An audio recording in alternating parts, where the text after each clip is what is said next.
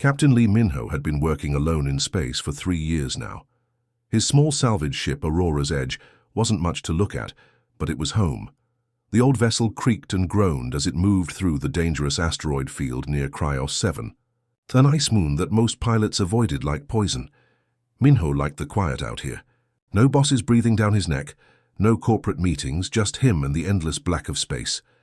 He was checking his fuel levels when a soft beeping sound caught his attention. His communication system was picking up something unusual, a distress signal. Weak, but definitely there. Minho frowned and adjusted his scanner. The signal was coming from deep inside the asteroid field, hidden behind chunks of rock the size of city blocks. Most salvage operators would have ignored it. Distress calls in places like this usually meant pirates or worse, but something about this signal felt different. It wasn't using any human frequency he recognized. Great, he muttered to himself, running a hand through his messy black hair. Just what I needed today. But Minho couldn't ignore it. His grandmother had always told him that helping others was what made humans special. Even out here, millions of miles from Earth, those words still echoed in his mind. He carefully guided his ship between the floating rocks, using thrusters to avoid collision. Ice crystals sparkled in his ship's lights like tiny diamonds. The signal grew stronger as he moved deeper into the field. Then he saw it. The alien ship was unlike anything he'd ever seen before. It was sleek and curved, like it had been grown, rather than built. But now it was broken. Long cracks ran along its dark hull and bright blue gas was streaming out into space. Whatever that gas was, the ship was losing it fast. Minho's heart started beating faster. This was definitely not human technology.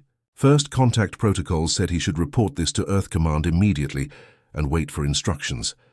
But that could take days, and whoever was inside that ship might not have days. Through his main viewport, he could see movement inside, the damaged craft.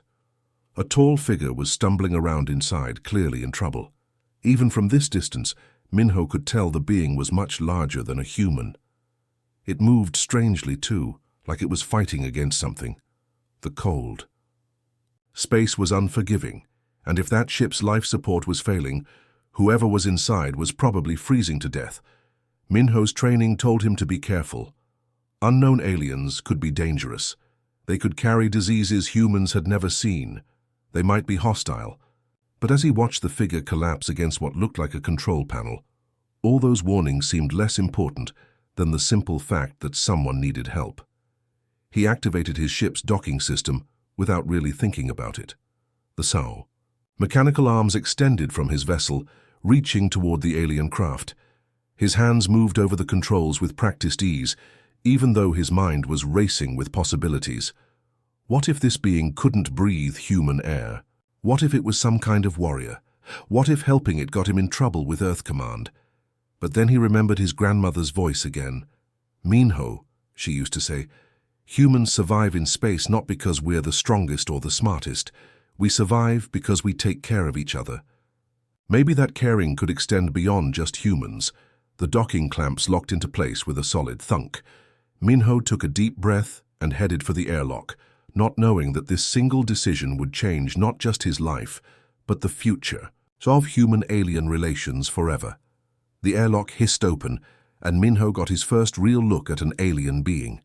She was massive, easily 7 feet tall, with skin covered in scales that shimmered like polished stone.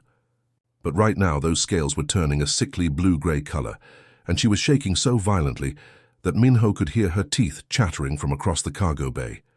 The moment her feet touched his ship's deck, her legs gave out completely. She crumpled to the floor like a puppet with cut strings, her whole body convulsing with cold. Minho rushed forward without thinking, his salvage training kicking in. He'd seen hypothermia before in human crews, and this looked exactly the same, just on a much larger scale. Hey, stay with me," he said, even though he wasn't sure she could understand him. Her golden eyes were rolling back in her head, and her breathing was coming in short, desperate gasps. Minho ran to his emergency supplies and grabbed every thermal blanket he had. The metallic survival blankets crinkled as he wrapped them around her massive frame, but they looked tiny against her size. She was still shaking, still making these awful whimpering sounds that didn't need translation. "Come on," he said, hooking his arms under hers. "We need to get you somewhere warm." She was incredibly heavy, but Minho managed to half drag, half carry her through his ship's narrow corridors. His destination was the engine room, the warmest place on the vessel. The fusion reactor put out steady heat, and he often went there, himself when the ship's heating system couldn't keep up with the cold of deep space. As they moved, she tried to speak. Her voice was deep and rough, like gravel in a cement mixer, but she was clearly trying to communicate in standard galactic, the common language used for trade between worlds. "Seek cold," she managed to say between shivers. "So cold." I know," Minho said, surprised at how gentle his own voice sounded. Almost there. The engine room was blissfully warm, heated by the massive reactor that powered his ship. Minho helped her sit against the wall next to the main heat exchanger, then piled more blankets around her. He even grabbed his own sleeping bag and added it to the pile. Slowly, very slowly, the violent shaking began to subside. Color started returning to her scales, shifting from that awful blue-gray back to what looked like natural bronze. Her breathing became less desperate, more controlled. As warmth returned to her body, she seemed to become more aware of her surroundings. Those golden eyes focused on Minho with sharp intelligence, studying him like he was some kind of puzzle. She couldn't figure out. "My people," she said, her standard getting clearer as she warmed up. "We come from Solara, desert world. Very hot, always hot. We need warmth to live." She touched her chest with one clawed hand. "Without heat, we die quickly." Minho nodded, understanding now why she'd been in such bad shape. "Your ship's heating system failed?" "Yes. Battle damage. Was hunting dangerous prey when systems broke." She paused, those golden eyes never leaving his face. "You saved my life, human." "Anyone would have done the same thing," Minho said automatically. But Kirith shook her head slowly, and something in her expression made Minho realize he might be wrong about that. "No," she said quietly. "Most species would have left me to die. Too risky to help unknown alien. Too dangerous." She tilted her head, studying him even more intently. "Why help stranger? Your kind, different from others." Minho didn't have a good answer for that. He'd just done what felt right. What his grandmother had taught him was the human way. But seeing the wonder in this alien's eyes made him realize that maybe helping strangers wasn't as universal as he'd thought. Over the next few hours, as Kirith's strength returned, she began to tell Minho why she was out here alone in this dangerous part of space. Her story made his blood run cold.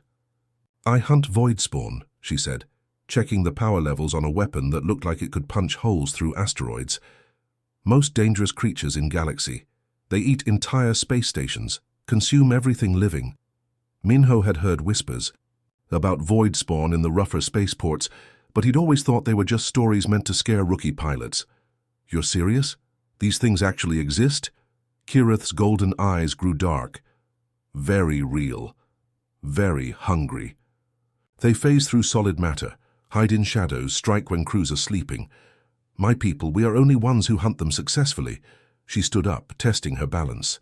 Even at full health, she moved like a predator, every step calculated and precise. Minho could see why her species made good hunters. Everything about her screamed danger, from her clawed hands to the way her head turned to track the smallest sounds. "My people evolved on world with many predators," she continued, adjusting settings on her plasma rifle. "We learned to hunt or die. Void spawn are just another prey, but most species too afraid to fight them." Minho watched her work with the weapon, fascinated despite the terrifying subject matter. "So you hunt these things alone?" "Usually in small packs, but my hunting partners were killed 3 days ago. Ship barely escaped." Her voice carried pain she was trying to hide. "Now ship damaged, weapons systems failing. Cannot complete hunt alone." That's when Minho did something that clearly shocked her. "What do you need me to fix?" Kirith stopped what she was doing and stared at him. "You want to help hunt void spawn?" "I want to help fix your ship so you can do your job," Minho said, already mentally cataloguing his repair supplies. "Show me what's broken." For a long moment, she just looked at him, like he'd suggested jumping into the nearest black hole. Human, you do not understand. Void spawn will come here soon. They track damaged ships, hunt wounded prey. You should run now before they arrive. But Minho was already heading toward his tool locker, pulling out plasma cutters and electronics. Repair kits. How long do we have? Maybe 6 hours before they find us. She followed him, her voice getting more urgent. Minho, listen to me. These creatures kill experienced hunters. You are salvage worker, not warrior. You will die. Minho started examining her damaged weapon systems, his trained eye quickly identifying the problems. Burned out power coupling, damaged targeting array, cracked plasma containment unit. All fixable with the right tools and enough time. Maybe, he said, already starting to disassemble the targeting system. But you can't fight them with broken weapons either. Kirith watched him work for several minutes in silence. When she spoke, again her voice was quieter, more confused than angry. Why do this? You barely know me. I could kill you easily when healthy. Minho paused in his work, looking up at her serious expression. Where I come from, we don't abandon people in need. Doesn't matter if they're human or alien or anything. Else you're hurt, you're alone, and you're trying to stop something that eats space stations full of innocent people. Of course I'm going to help. He went back to his repairs, missing the way Kirith's breathing stopped completely for several seconds. She stared at him with something like wonder in her golden eyes, as if he'd just said something that challenged everything she thought she knew about the universe. Your species, she said slowly, truly is different from others. Minho just smiled and kept working, not realizing he was about to prove just how different humans could be. They came in the 5th hour, just as Kirith had predicted. Minho was putting the finishing touches on her weapon repairs when every light on his ship suddenly dimmed. The temperature dropped 10 degrees in seconds, and a sound like screaming metal echoed through the corridors. They're here, Kirith whispered, grabbing her newly repaired plasma rifle. Her golden eyes had gone wide with a mixture of fear and anticipation. Minho felt his heart hammering against his ribs. Through the ship's internal cameras, he could see them moving in the cargo bay. The void spawn looked like living shadows with too many teeth, writhing and twisting in ways that hurt to look at. They seemed to exist only partially in normal space, flickering in and out of visibility like a bad video feed. How many? He asked, trying to keep his voice steady. 4, maybe. 5, Kirith replied, her training taking over. They hunt in small packs, test prey before bringing more. She looked at him seriously. Minho, you still have time to escape an emergency pod. These creatures, they are beyond anything you have faced. But Minho was already moving, grabbing his modified salvage equipment. He'd spent the last few hours turning his industrial tools into weapons. Electromagnetic tethers designed for moving scrap metal, plasma cutters meant for breaking down derelict ships. Even his mining charges could be useful in the right situation. I'm not going anywhere, he said, checking the power levels on his improvised arsenal. The first void spawn came through the wall like it was made of air. 1 second, the corridor was empty. The next, a writhing mass of darkness and hunger was floating toward them. Kirith's plasma rifle fired with deadly precision, but the creature twisted away from the shot, moving in 3 dimensions like gravity meant nothing to it. That's when Minho did something that made no tactical sense whatsoever. Instead of running, or hiding like any sensible person would do, he stepped between Kirith and the void spawn, raising his electromagnetic tether like a weapon. What are you doing? Kirith shouted, but Minho was already firing. The tether, designed to grab and hold chunks of metal wrapped around the void spawn's ethereal form. For a moment nothing happened. Then the creature shrieked in surprise and fury as it found itself actually held by something physical. The electromagnetic field was interfering with whatever allowed it to phase through solid matter. It worked, Minho yelled, hardly believing it himself. The EM field is making them solid. Kirith didn't waste the opportunity. Her plasma bolt took the bound creature center mass, and it dissolved with a sound like breaking glass. But there were more coming. 2 void spawn phased through the ceiling, dropping toward them like nightmares made real. Minho spun around, putting himself directly in their path to give Kirith a clear shot. Claws that could tear through steel swiped inches from his face. Kirith's rifle fired twice in rapid succession, dropping both creatures before they could reach him. But she was staring at Minho with complete bewilderment. "Why do you keep doing that?" she demanded, even as another void spawn materialized behind her. Minho tackled her to the ground as the creature's claws swept through the space where her head had been a second before. They rolled together in the narrow corridor, Kirith's greater, size and strength helping them both get clear. She came up firing, her shot perfectly placed to destroy their attacker. For a moment, the corridor was quiet except for their heavy breathing. Kirith looked at Minho with something approaching awe in her golden eyes. "You saved me," she said, as if the concept was completely foreign to her. "3 times you put yourself in danger to protect me. I am stronger than you, better armed, trained for this kind of fight. Yet you—" "Yet I what?" Minho asked, reloading his tether gun. "You protected me anyway." She shook her head slowly. "My people, we respect only strength. The strong survive, the weak serve or die. But you are not strong by our standards, yet you fight like— Like what? Like packmate. Like family." Her voice carried wonder and confusion in equal measure. "I do not understand your species, Minho of Earth." Before he could answer, the ship's lights dimmed again. More void spawn were coming, drawn by the sounds of battle. But now they were working together, human creativity and alien precision combining, in ways that neither species had imagined possible. And in the cramped corridors of a salvage ship, a new kind of alliance was being born. The silence after the battle felt almost as dangerous as the fighting itself. Minho and Kirith sat in his small medical bay, patching up cuts and burns from the void spawn encounter. The creatures had left marks that seemed to burn with cold fire, and Minho's improvised first aid kit was barely adequate for treating alien injuries. "Your wounds heal strangely," Kirith observed, watching Minho bandage a deep scratch on his arm. "Human skin is softer than ours, yet you ignore pain better than many warriors I know." Minho winced as he tightened the bandage.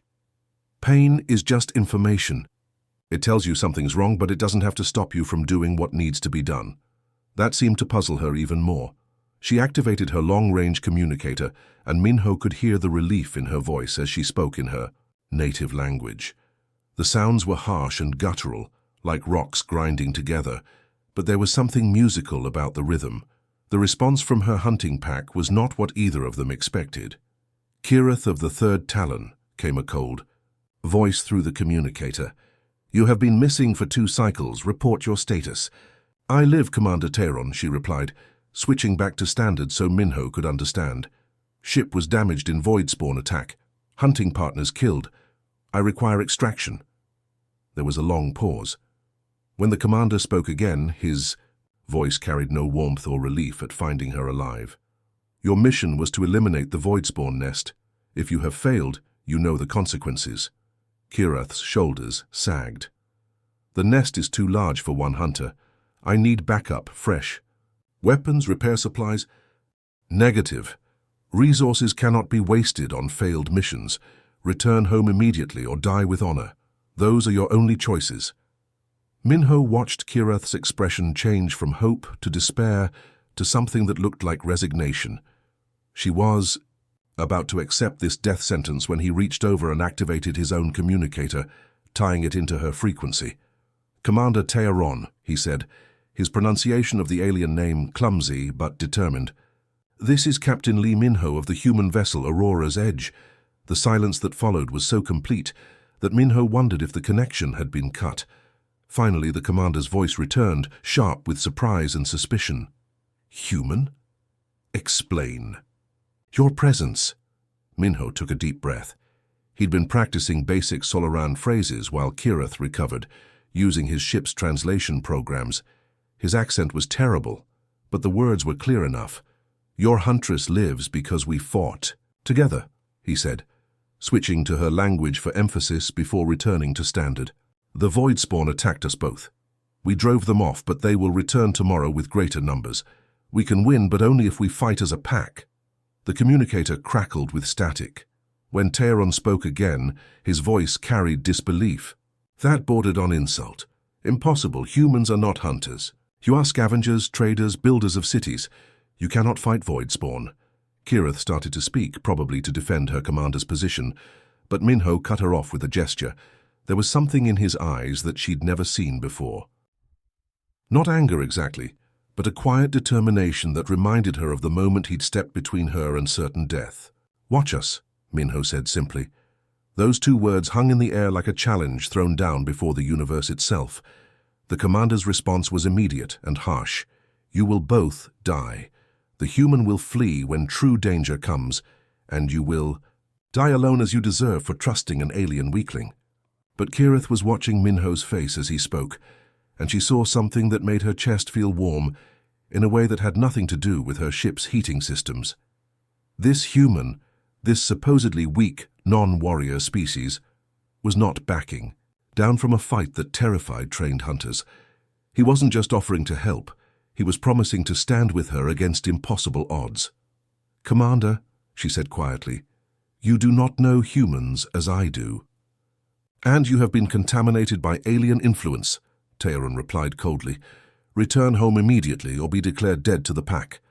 The transmission cut off, leaving them alone with the steady hum of the ship's engines. Kirith stared at the silent communicator, processing what had just happened. Her people had abandoned her. Her commander had written her off as already dead, but the human beside her was calmly checking his weapons and planning for tomorrow's battle. "Why?" she asked finally. "Your people have no stake in this fight. The void spawn threaten other species, not Earth." Minho looked up from his plasma cutter, surprised by the question. "They threaten you, that's enough." And in that moment, Kirith began to understand that humans might be the most dangerous species in the galaxy, not because of their weapons or their technology, but because of their impossible willingness to adopt strangers as family. Minho didn't sleep that night. While Kirith rested and recovered her strength, he worked like a man possessed, turning his humble salvage ship into something that would have impressed military engineers. Every corridor became a potential battlefield, every room a carefully planned killing ground. He started with the electromagnetic tethers that had worked so well against the first wave. Using his ship's maintenance systems, he rigged nets of EM cables throughout the vessel. When activated, they would create fields that could trap the void spawn in physical form, making them vulnerable to conventional weapons. But that was just the beginning. His mining charges, normally used for breaking apart asteroids, were carefully placed at strategic points throughout the ship. Gravity generators meant for moving heavy salvage were repositioned to create crushing wells that could pin enemies in place. Even his cargo loading systems were modified to fire solid projectiles at high velocity. "What are you doing?" Kirith asked, finding him elbow-deep in his ship's environmental controls as dawn approached. "Making them come to us on our terms," Minho replied, sweat beading on his forehead. "Your people hunt void spawn in open space, right? But that's their territory. They can phase anywhere, attack from any angle, disappear when things get tough." He gestured around the cramped corridor. They stood in. "But here, in a confined space with limited entry points, we can control the battle, force them into choke points, limit their mobility, make them fight our way instead of theirs." Kirith studied his modifications with growing amazement. "You are turning your entire ship into a weapon, into a trap," Minho corrected. "The ship is bait, we are the weapons." The void spawn came at midday and they came hungry. Through his sensors, Minho counted at least 30 of the creatures swarming around his vessel like angry insects. They had learned from the previous fight and brought overwhelming numbers. "Ready?" he asked Kirith over the comm system. "Ready," came her reply from her position near the main cargo bay.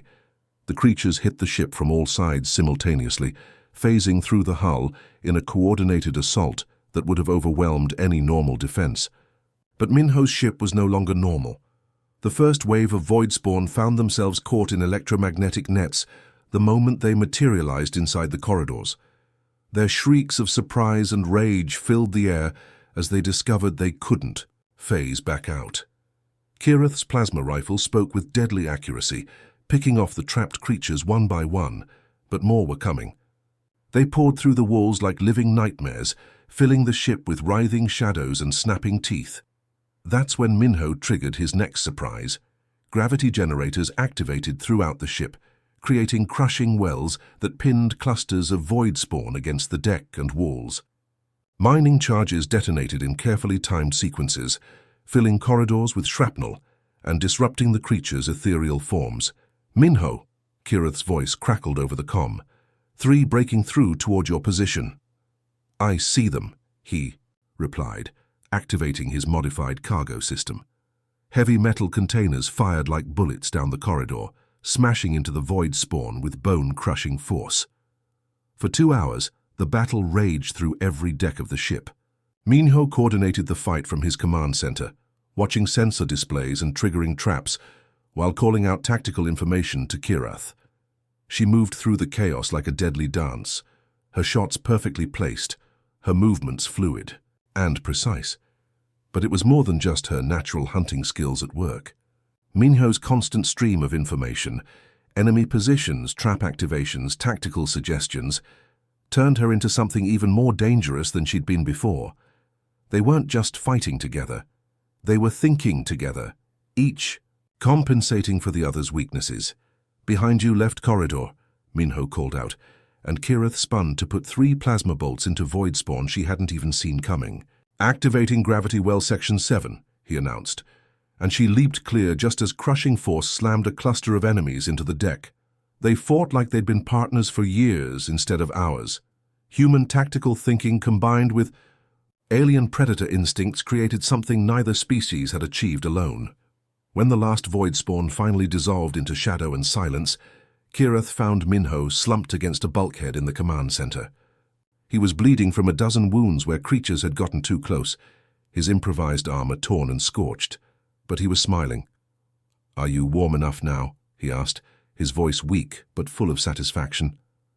Kirith looked around at the wreckage of his ship. Every system was damaged or destroyed. His home was ruined, but he'd turned it into a fortress that had held against impossible odds, and he'd done it to protect someone he'd known for less than 2 days. "Yes," she said softly, understanding. Finally, that warmth had nothing to do with temperature. "I am very warm now." Outside, space was silent once again, but word of what had happened here would soon spread throughout the galaxy, carrying a simple message. Humans were not to be underestimated. The Solaran hunting fleet dropped out of hyperspace 3 hours after the battle ended, their massive warships casting long shadows across the asteroid field. Minho watched through his cracked viewport as 12 vessels arranged themselves in a perfect hunting formation around his damaged ship. Each one was 3 times the size of his salvage vessel, bristling with weapons that could turn planets to glass. "They came to collect my body," Kirith said quietly, standing beside him. Her golden eyes reflected the lights of her people's ships. "And to destroy your vessel so no one would know a human died fighting void spawn." Minho was barely standing. The ship's medical drone had patched his worst wounds, but he looked like he'd been through a meat grinder. Burns covered his arms, deep cuts marked his face, and his left shoulder hung at an odd angle. But he was alive, and more importantly, so was she. "Maybe you should tell them what really happened," he suggested, wincing as he tried to straighten up. The main communications array crackled to life, and a voice that could have cut steel filled the bridge. "Kirith of the Third Talon, you will prepare for immediate extraction. The human vessel will be destroyed to prevent contamination protocols." Before Kirith could respond, the ship shuddered as multiple teleporter beams activated. Within seconds, the small bridge was filled with Solaran warriors. They were all massive, like Kirith, but these wore full battle armor that made them look like walking tanks. Their weapons were drawn and pointed directly at Minho. The largest of them removed his helmet, revealing a scarred face with cold amber eyes. This had to be Commander Tyron. He looked at the wreckage of Minho's ship with obvious disgust, then turned that same expression on the human. "So this is the creature that contaminated our finest Huntress," he said in heavily accented standard. "It looks even weaker than I expected." "Commander," Kirith began, but Tyron cut her off with a gesture. "Silence. You have embarrassed our people enough." He studied the damage to the ship's interior, his expression growing more puzzled. "This vessel shows signs of massive void spawn infestation. Yet you both live. Explain this madness." Kirith moved to stand between Minho and the Armed warriors. Even wounded and exhausted, she was still a formidable sight. The human designed a trap. We fought together as packmates. 37 void spawn died in these corridors. The commander's eyes narrowed. Impossible. No hunting party has ever faced more than a dozen void spawn and lived. See for yourself, Minho said, his voice hoarse but steady. He activated his ship's security recordings, showing the battle from multiple angles. The Solaran warriors watched in stunned silence as the footage played out. They saw Minho's ingenious trap systems, watched Kirath's deadly precision, witnessed the two of them fighting with a coordination that seemed impossible for beings who had just met. When the recording ended, the bridge was dead quiet. Finally, Commander Tayron spoke, his voice carrying a note of confusion that hadn't been there before. You fight like... He struggled with the words. Like pack hunters. But humans are not predators. You're wrong, Kirath said, her voice growing stronger. Human shares warmth, not just heat from fire or sun, but warmth of spirit. Courage when afraid, hope when situation is hopeless, belonging when alone. She looked at Minho with something that might have been pride. He fights like our ancestors did, when we hunted in true packs instead of alone. Tayron studied Minho for a long moment. The human was swaying on his feet, clearly in pain, but his eyes never wavered from the commander's gaze. There was no fear there, no submission. Just quiet determination, and something else the Solaran couldn't quite identify. Our laws are clear, Tayron said finally. Contact with other species leads to contamination, weakness. One human cannot change galactic law. No, Kirath agreed, and Minho felt his heart sink. But then she continued, but he changed me, made me remember what we were before we forgot how to trust. Before we decided that being alone made us strong, she gestured at the wreckage around them. Look at what we accomplished together. Not just the void spawn we killed, but how we killed them. With planning, cooperation, each of us making the other stronger. Her voice grew passionate. This is what we lost when we chose to hunt alone. This is what humans still have. Commander Tayron was quiet for a long time, studying the tactical readouts from the battle. Finally, he looked at Minho again, and this time there was something like respect in his amber eyes. Perhaps, he said slowly, contamination is not always weakness. It was the first crack in a wall of prejudice that had stood for centuries, and everyone on that bridge knew it.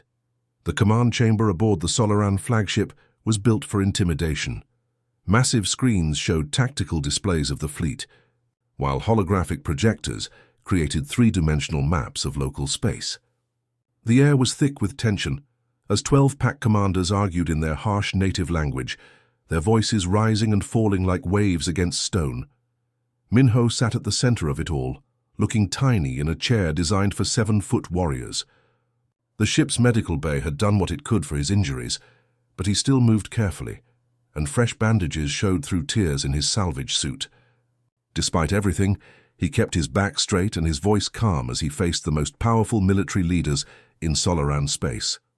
Commander Tayron translated the debate for Minho's benefit, though his expression suggested he wasn't entirely comfortable with what his officers were saying.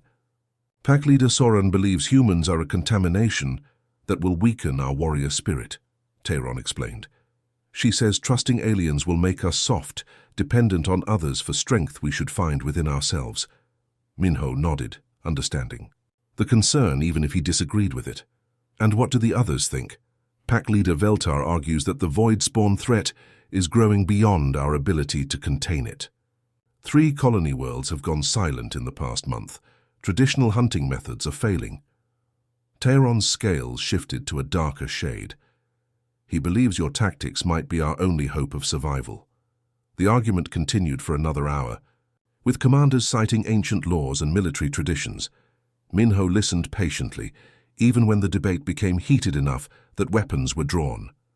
Finally, Tayron called for silence. The human will speak, the commander announced. Let us hear what this pack animal has to say. Minho stood slowly, aware that every eye in the room was focused on him. These were beings who could tear him apart without effort, warriors who had spent their lives hunting the most dangerous creatures in the galaxy. But they were listening to him, and that was more than he dared hope for. "You're right to be cautious," he began, his voice carrying clearly in the chamber's acoustics. "Humans are different from your people. We're not natural predators. Most of us have never fought for our lives the way you do every day." Several commanders made sounds that might have been agreement or dismissal. Minho continued, "But we're very good at one thing that you've forgotten how to do. We're good at working together, not just with our own species, but with anyone willing to stand beside us." He gestured toward the tactical displays showing void spawn attack patterns. "The nest is 3 systems away. Your intelligence reports say it contains over 1,000 creatures. How many hunters would you lose trying to destroy it alone?" The chamber fell silent. Everyone knew the answer, even if no one wanted to say it.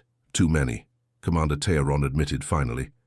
"Your people are incredible hunters," Minho said, respect clear in his voice. "Better than humans could ever be. But you hunt alone because you believe it makes you stronger. Humans are pack animals. We hunt together, fight together, die together if necessary. Let us show you how we really fight." Pack leader Sauron stood up, her armor gleaming under the chamber's lights. "And what if your pack tactics fail? What if working with aliens makes us weak, as our laws predict?" Minho met her gaze steadily. "Then you'll still be stronger than you are now, because you'll have tried something new, instead of watching your people die, using methods that aren't working anymore." The silence that followed was different from before. It was thoughtful, considering. Minho could see the commanders weighing options, calculating risks and benefits. Commander Teheran's scales began shifting to deep amber. The color Kirith had taught him meant deep contemplation.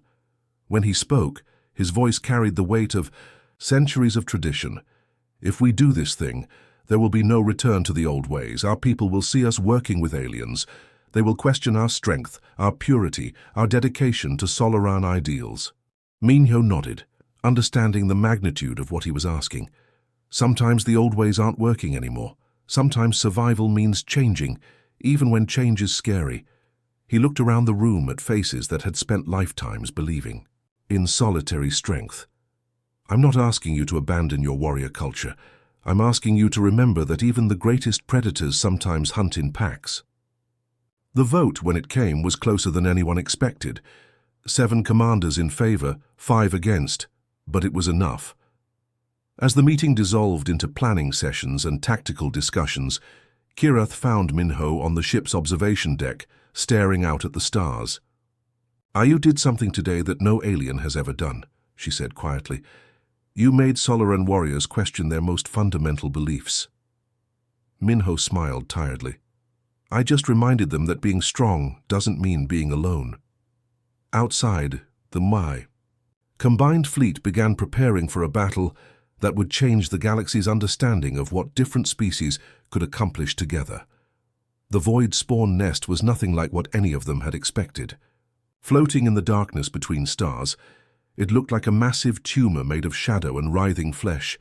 It pulsed with sick energy, spawning new creatures every few minutes and sending them out to terrorize the galaxy.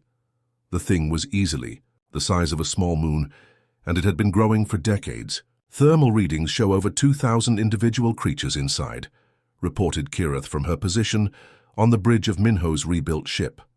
The Aurora's edge had been repaired and upgraded with both human and Solaran technology, creating something that was stronger than either species could have built alone. Minho studied the tactical displays, his mind racing through possibilities. The combined fleet surrounded the nest in a formation that would have been impossible for either species to maintain alone. Human ships with their chaotic, unpredictable movements, mixed with Solaran vessels, maintaining perfect geometric patterns. "Remember," he said over the fleet-wide communication system, "we're not just trying to destroy this thing. We're proving that working together makes us all stronger." The attack began with human ships doing what they did best, causing complete chaos. They flew in seemingly random patterns, launching mining charges and electromagnetic pulses that disrupted the nest's defenses. To any observer, it would have looked like madness. But every move was carefully coordinated with the Solaran fleet. While the void spawn were distracted by the human ship's unpredictable assault, Solaran hunters struck with surgical precision. their plasma weapons carved through the nest's outer layers, exposing the breeding chambers within. It was like watching a perfect dance between chaos and order.